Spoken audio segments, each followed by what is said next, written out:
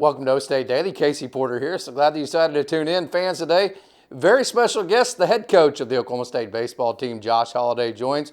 Coach, I'll say it for you. Hell of a weekend. You're a million miles away from home. It's 1,000 degrees. The infield's like a trampoline. You're in the desert. Great weekend for your boys. Yeah, thank you. It was a good trip. I think just kind of working our way back through it. I usually write down notes after each trip so that you can remember things the next time you head out there. And we got in Thursday, had a good practice. We tried to simulate on Thursday night's practice what we thought the Friday night game would bring in terms of sun and lighting, and never fails. You prepare and practice for what you think the game will offer, and then you get into the game and the first ball finds the sun. By the time it comes out of the sun, it's not where we thought it was. And we got off to a tough start on Friday. I thought Ethan was throwing the ball really good. He had to throw probably 30 extra pitches behind some of the balls that we lost in the sun, and yet he still pitched his tail off. We used the bullpen with the thought process of ahead, behind, and even. And when we were ahead and even, we were going with our leverage guys, and we did that.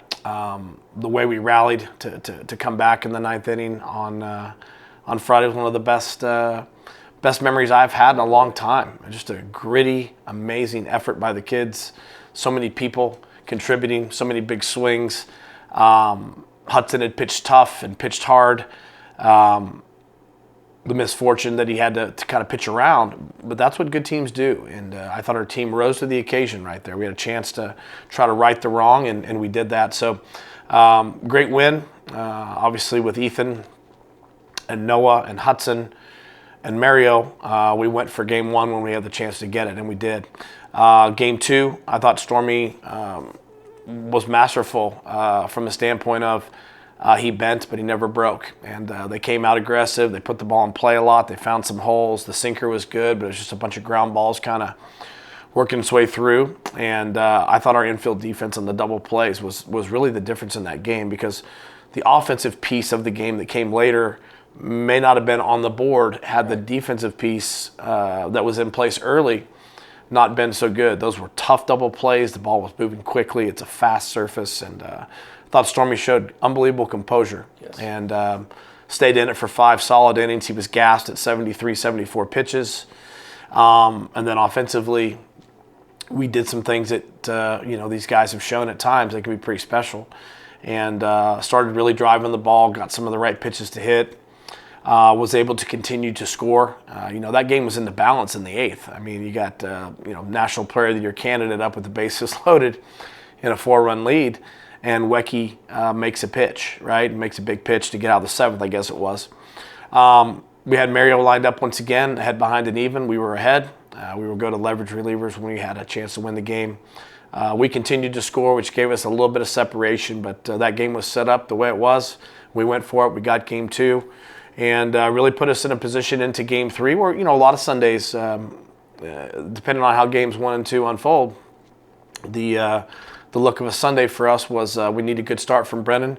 We need you to give us 80 to 100 pitches because bullet-wise, we don't have as much length behind you. And he did that. Now, granted, I thought he was controlling the game pretty good. We made a miscue or two.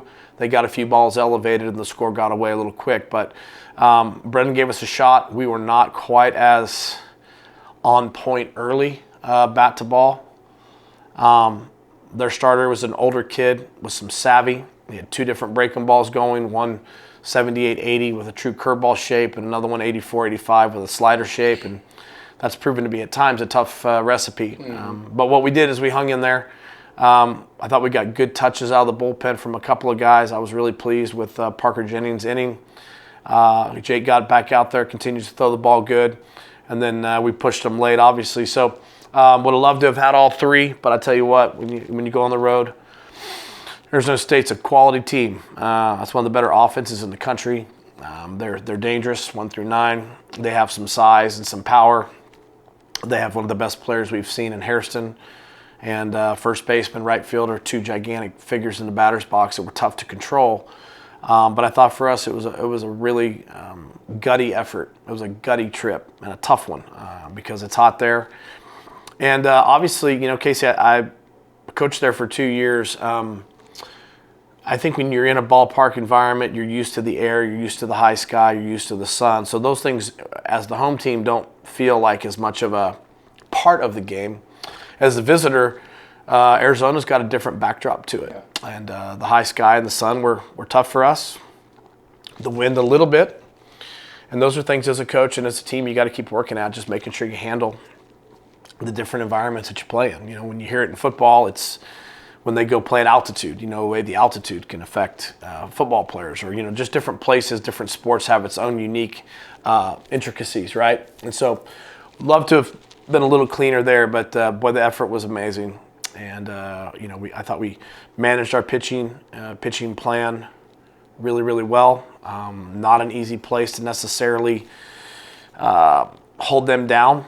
And the ballpark was playing, I would say, at like a +3, +4. I mean, if a shutout's 0-0, a shutout there is 4-4, right? That's just where the game started, because the air was light, the ball was flying like crazy.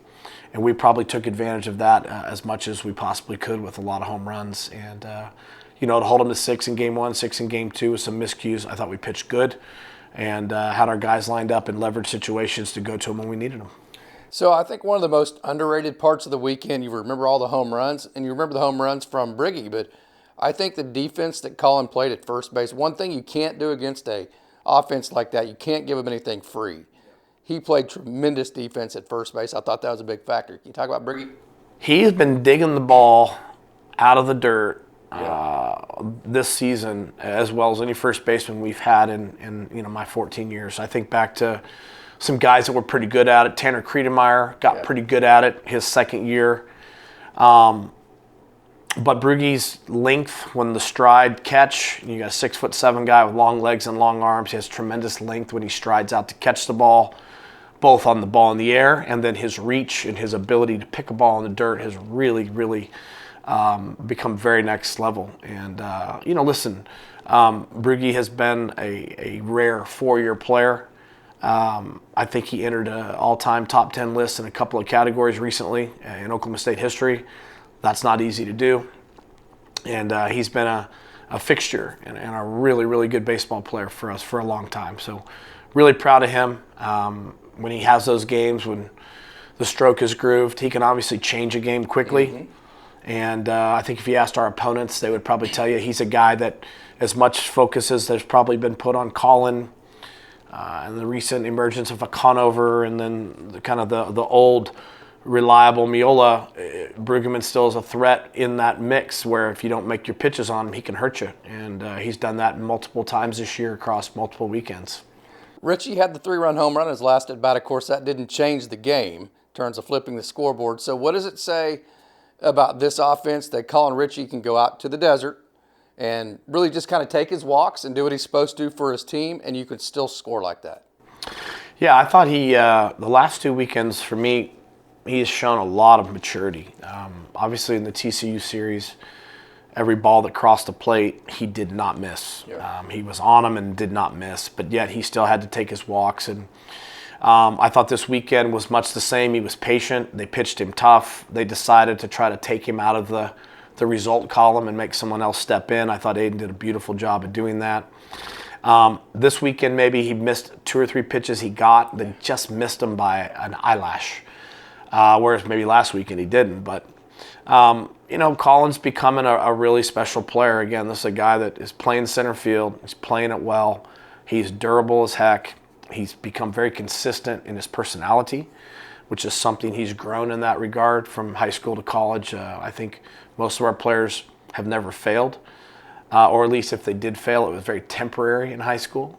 Learning how to succeed and fail in that up and down experience in college baseball is a big part of the growth curve. He's much more consistent now, but really where he's really blossomed is work ethic, the specific nature of what he works on, how he works on it. He does it every single day. He does it now with a greater understanding of why he's doing it.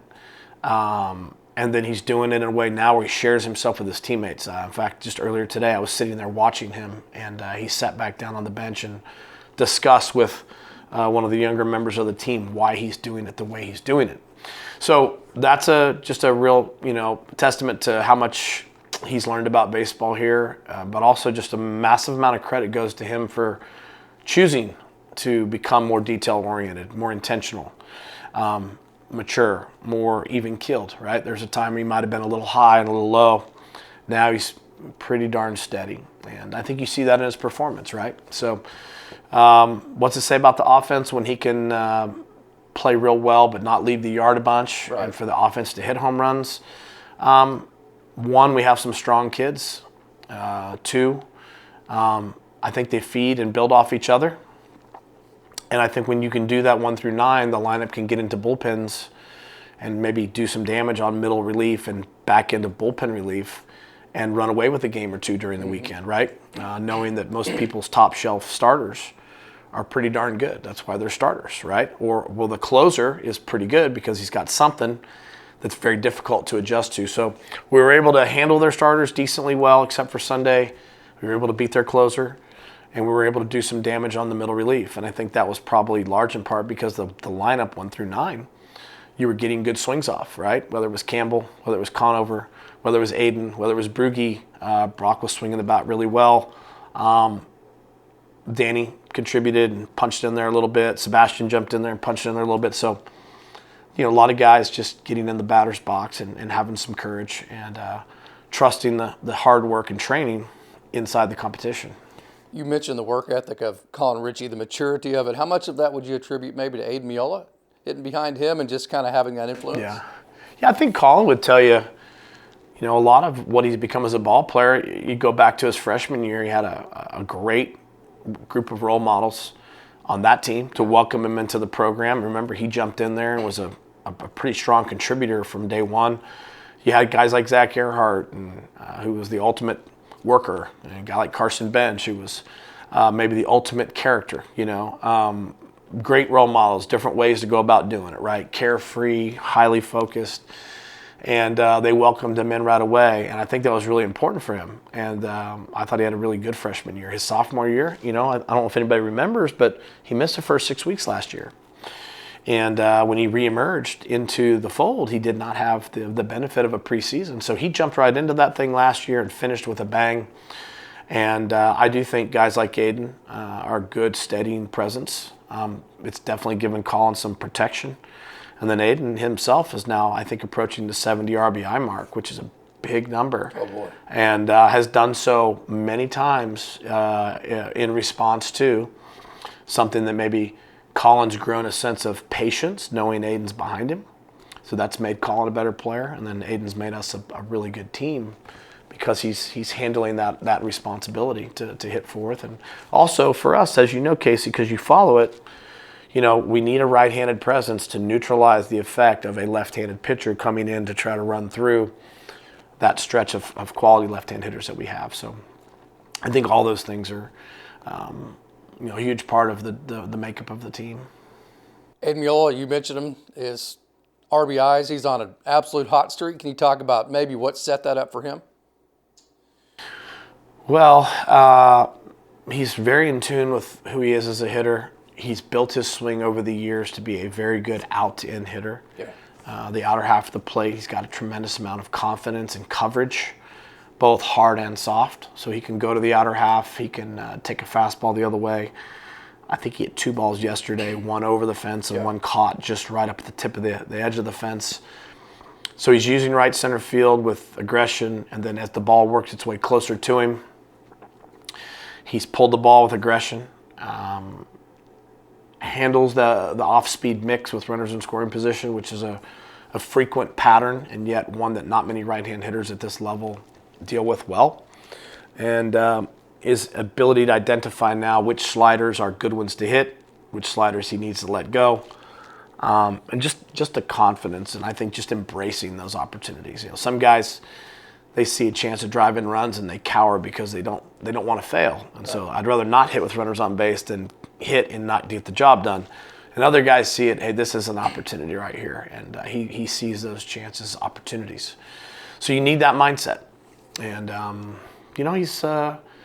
he's always been a great competitor since he got here, but he's really grown into becoming a tremendously well-rounded baseball player.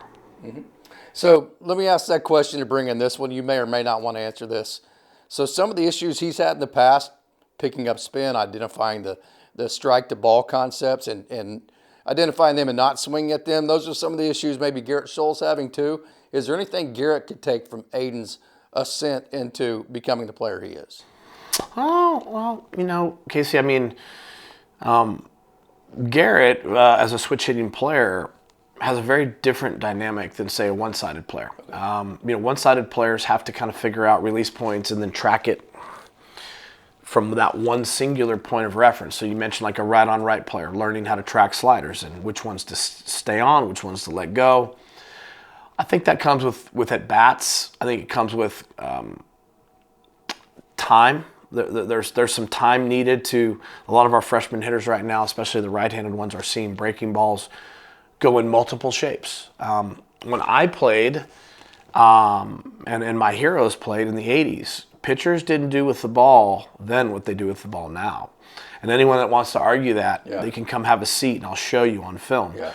Pitchers have now figured out how to move the ball high to low, side to side, in between, wide and across, straight down.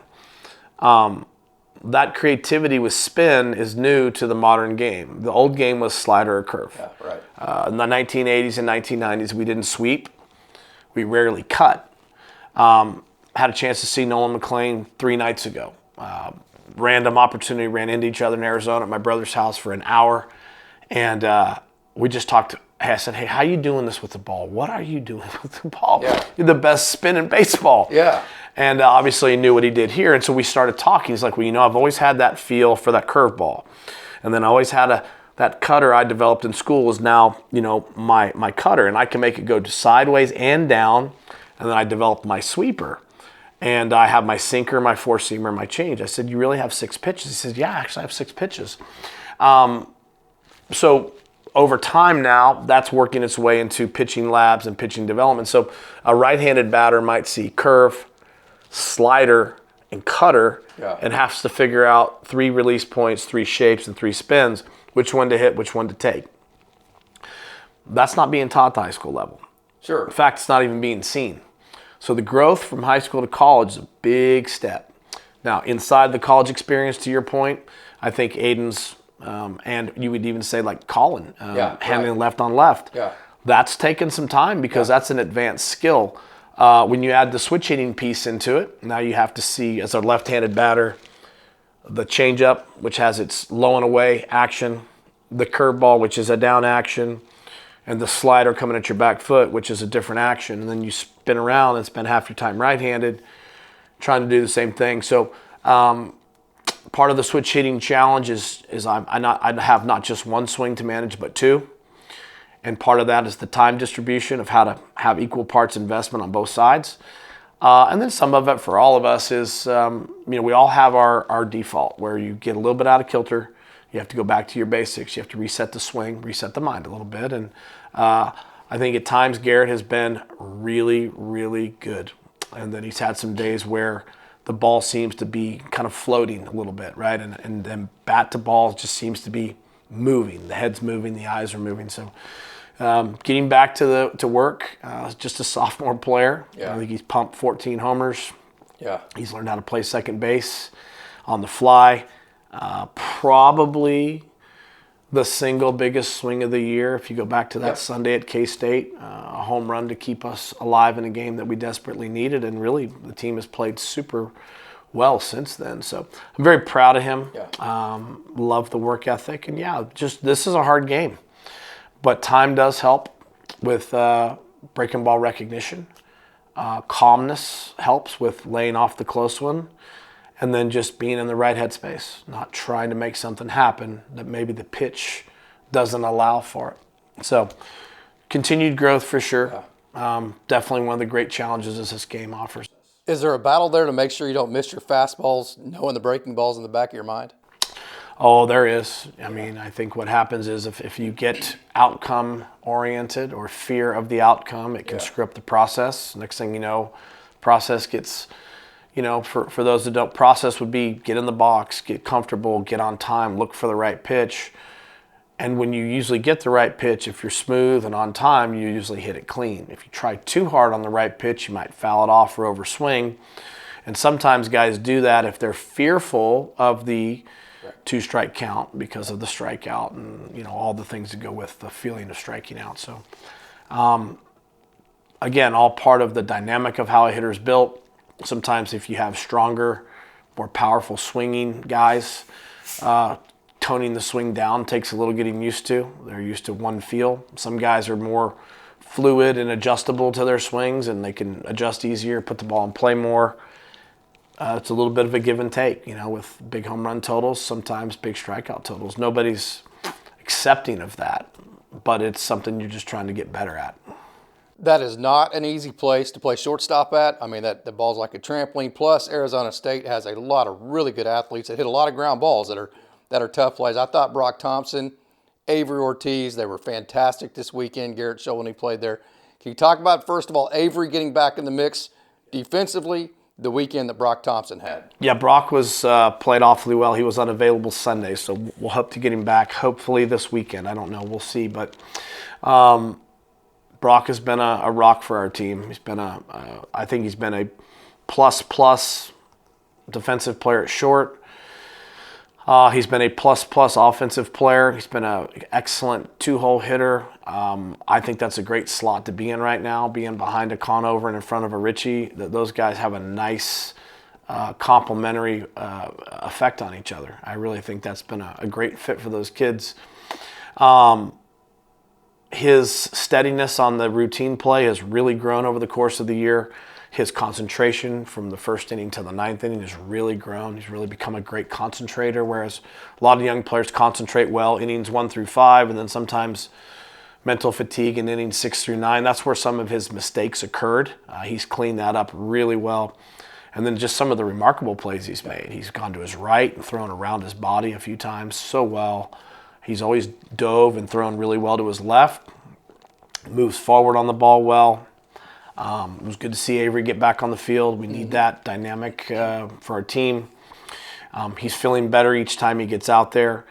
And like I said, Garrett has played a really nice second base over the last 30 games. And Terrence got a start on Sunday in place of Brock. So those kids have all improved. Our infield defense has definitely gotten better as the year's gone on. And it's just hard work. Hard work with the kids. Hard work with Coach Ginther, putting the time in with the kids on that skill set.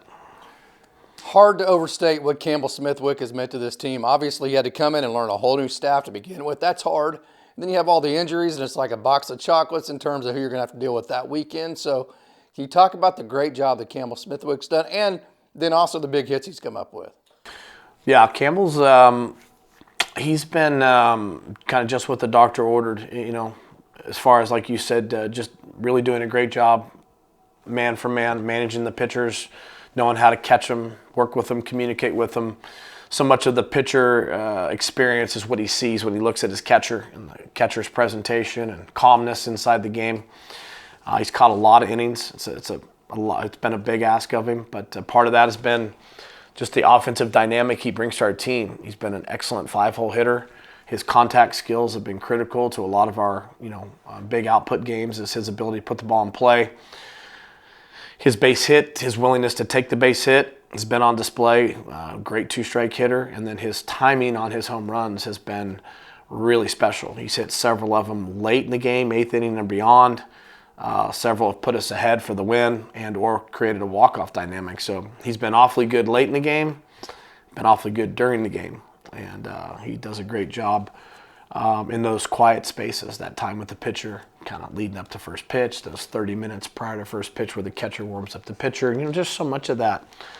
That's effort that other players don't have to invest. Other players during those minutes are, sitting in the dugout, telling stories, chewing bubble gum, goofing around, and he's down there kind of getting ready with the pitcher. So he takes on the responsibility of that middleman between coach and player, kind of getting the pitcher ready.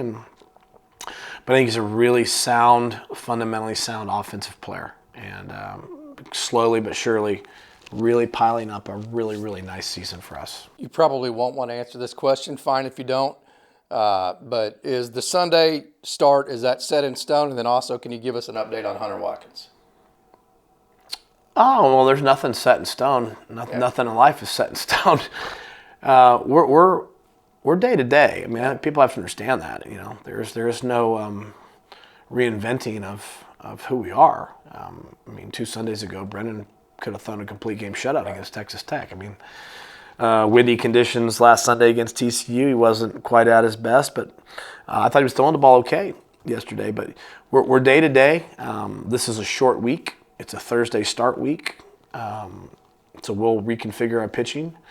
And really, we started reconfiguring our pitching by necessity quite some time ago, you know. And so we've been fluid in how to best position the kids to be successful.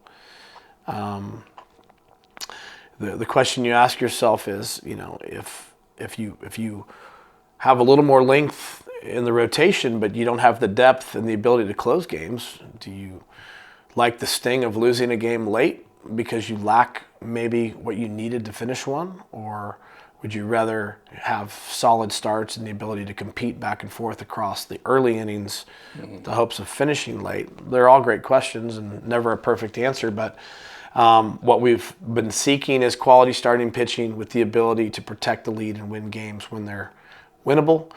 And week to week, look at the dynamic of how the kids feel. We've gotten some guys back in the last 3 weeks. That's proven to have been really important in those wins. And then also managing the kids once they're back to keep them back. We'll look at this weekend against Arizona and possibly be a little different based on rest, recovery, and alignment. And probably have that rotation lined up here, you know, in the next 24 hours. But there's a lot that goes into it. You're constantly looking at just where guys are at, how quickly they're bouncing back, right? Making sure you have the right bullets. We had some guys that were down. We had blister issues. We had how do we get a guy back with blister issues and not have the blister reoccur. Thought a bullpen roll might lessen friction on the finger. Obviously, Mario's had a massive uptick in his stuff since he's done it.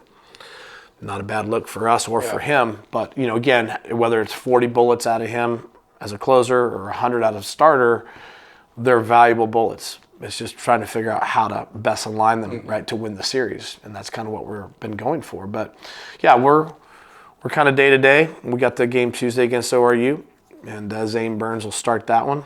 Okay, good. And then I think Thursday against Arizona, we may look to get Hudson back in the rotation to start with Ethan staying on full rest and then Stormy on full rest. So it's just kind of, again, week to week. Yeah, there's just so much more to it than just the idea that you just flip it, right? Yeah. It's not like breakfast, lunch, and dinner. Sometimes there's a snack in there. Can you say one way or the other whether Hunter has any chance of coming back this year? Don't 100% know yet. Hunter has not been cleared. I think somebody spoke out of turn. Yeah, okay. He is not medically cleared. Somebody said he was. He's not. He has a doctor's appointment, and there's a lot of other things that go into things like that. So I'm glad we got that cleared up. Yeah, I mean, again, information needs to be accurate. It needs to be protected. There's a lot that goes into these kids' health. Sure. Their rehab and their doctors and all those things. There's a lot more to it than just, you know, someone's eagerness to want to pitch. That's obviously on the table. Hunter wants to help his team. He has since October when he hurt himself. But there's just more than eagerness to pitch. There's got to be a full process. So the main thing is he's doing great. That's all you can ever hope for your players. And if that means he returns, so be it. And if he doesn't, then that's just the way it is. This is not a but yes, right now we're just day to day for him because we have been since he got injured, is to see him back to full speed, right? That's the goal for him, and where that lands and how it looks, we'll know at that point. I've taken a lot of your time, though. Before I get out of here, I've got to say the crowds in the TCU series had a huge impact on the kids. I mean, that Saturday night crowd was like a football game. The Sunday crowd was all weekend. I know the kids really appreciated that. What's your message to the fans this weekend in a huge series with Arizona coming in? Please come. Come. Obviously, with school being out, we'll miss the energy of the student body. Please come out. Arizona's a defending College World Series team from a year ago. They've got a good ball club. Their record is not what you would expect, but the team is still quality. The games have great value. Being at home has always had great value. And the players appreciate your support, and they respond to it. And I think they're pretty fun to watch. They've been awfully fun to coach. And they have every characteristic you would ever want your athletes to have. They've been resilient. They've been continuous in their belief in themselves. They've been tougher than nails. Sure. And if you haven't noticed, they're playing good ball, and they're competing at a high level, and that's being recognized. So come support them. I think that's what this is all about, and I think they'll respond. And we have some, between Bruegge, Drew Blake, Aiden Miola, Brennan Phillips, Mario Pesca, and a lot of really awesome student managers and others to be recognized as seniors. You get 4 from Bruegge, you get 5 from Aiden, we're at 9, 5 from Drew Blake, we're at 14, 4 from Brennan Phillips, we're at 18, 2 from Mario. Just 20, that's 20 seasons in this uniform. And that should mean something to Oklahoma State people. You'd be hard-pressed to find 20 accumulated varsity letters on a lot of places, and that's just a compliment to the kids and their stick-to-itness and their love for Oklahoma State, and through thick and thin, injuries, playing time, all those things. They never had the instinct to bolt. They never thought the grass was greener elsewhere, and I think they deserve an awesome way sending them out. We all talk about the loyal and true around here, so this is the weekend where you can come out and show it for the players. Loyal and true is an action. Yeah, right. It's not a word. Yeah, it is. Absolutely. It is actively living out your passion for your school whenever the opportunity allows for it. So hope to see you out at the ballpark. Thanks, Coach. I've taken a lot of your time. Appreciate it. You bet.